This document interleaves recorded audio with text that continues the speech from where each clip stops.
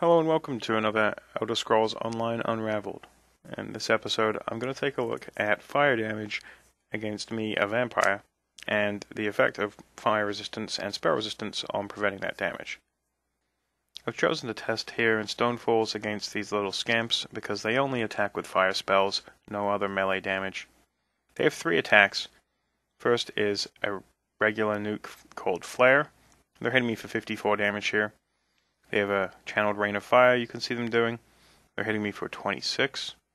And they have this move here called Heat Wave, and that's hitting me for 136. Now these numbers are increased by 50% based upon my vampiric nature, and then reduced and mitigated by my 1100 spell resistance.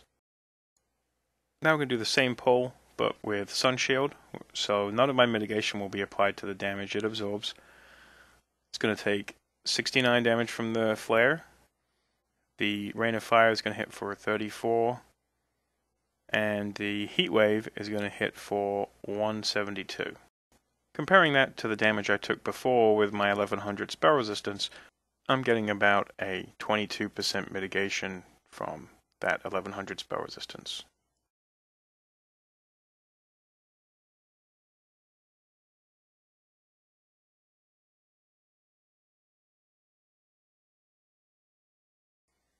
For this footage, I'm wearing a ring with plus 500 fire resistance.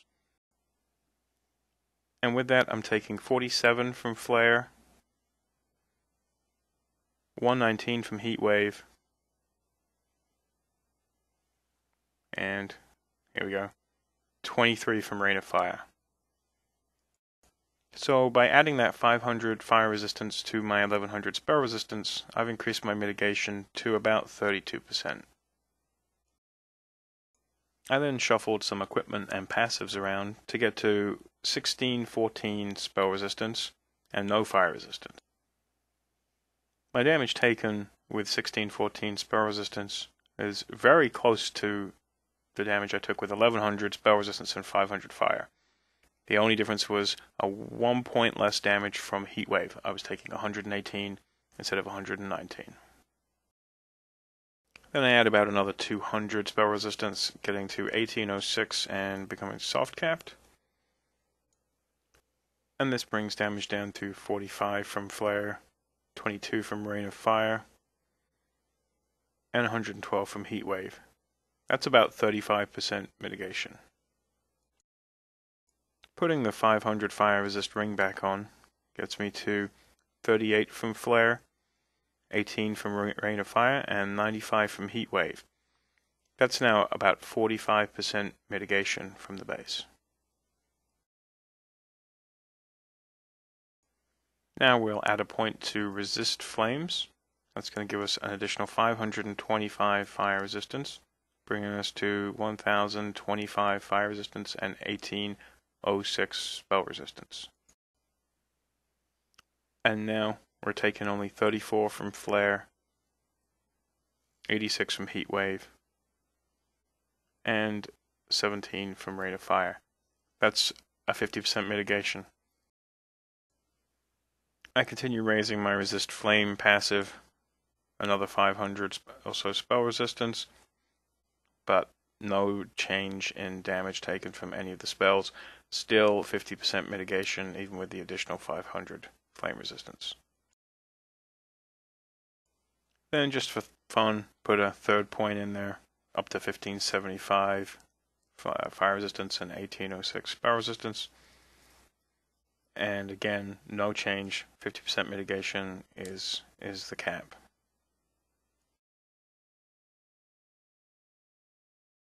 Okay, well, time for the number crunching.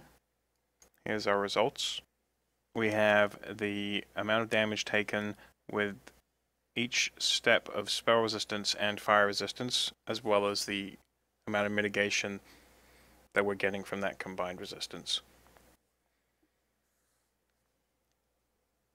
Now, one of the theories was that spell resistance and fire resistance would be multiplicative, meaning if you had 20% reduction from your spell resistance and 20% reduction from your fire resistance, you would multiply them together. You wouldn't add them. It wouldn't become a 40% resistance.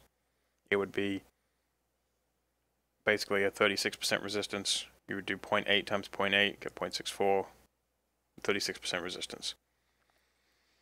And the theory was you could go to 50% resistance from spell resistance times 50% resistance from fire resistance would bring you to 25% damage taken, so 75% resistance. Well, we're showing here a solid cap at 50%, regardless of the fact that we're getting our mitigation from two different sources.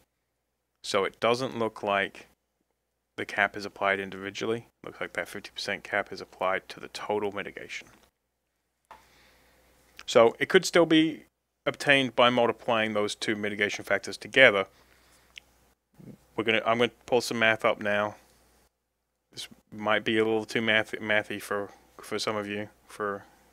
If so, then skip past it. It's kind of nerdy, high school math kind of stuff. A little bit of simple algebra. But basically, what we're saying here is that 1 minus your spell resistance mitigation times 1 minus your fire resistance mitigation is going to equal 1 minus your total mitigation. Now we know that 1100 spell resistance was given as 22%, and we know that 1100 spell resistance plus 500 fire resistance was given as 32%. So if we plug those numbers in there, rearrange the formula a little bit, that's showing us that 500 fire resist should be giving us about 12.8% mitigation. And we can double check that by saying 0.88 times, that's our 12% mitigation from fire, times 0.78, that's our 22% mitigation from the spell resistance, is giving us about 0.68. So that's we're solving that for x and getting 500 fire resistance mitigation value of about 12.8%. Now, if we solve that with another set of known variables, which is 1806 spell resistance, is going to give us 35% mitigation, and 1806 plus 500 fire resist is going to give us 45 mitigation. Plugging those variables in, we get a value of x of 0.154, which is to say 500 fire resistance would be providing us with about 15.5% mitigation there.